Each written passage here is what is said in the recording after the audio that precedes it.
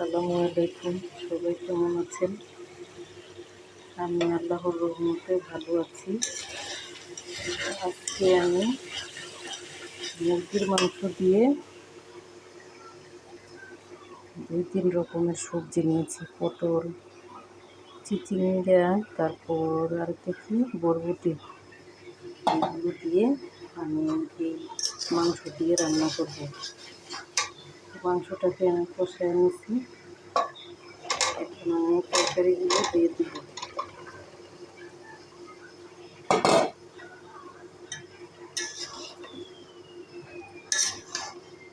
নাড়াচাড়া দিয়ে ঢেকে দিব ভালো করে, যাতে তরকারিটা সুন্দর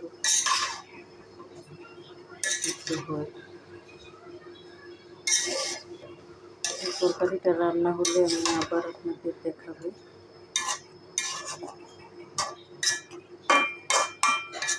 আর ছেলেদের জন্য আলাদা মুরগির মাংস রান্না করেছি। আর এইগুলো আর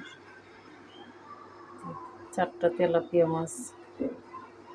এগুলোকে কী করব পরে চিন্তা করব, আগে এই সবজিটা রান্না হোক, তারপর ওটা নিয়ে ভাববো। তো আমার রান্নাটা কেমন হয়েছে সবাই দেখে জানাবেন। সবাই ভালো থাকবেন, আমার জন্য দোয়া করবেন। আসসালামু আলাইকুম, সবাইকে ধন্যবাদ।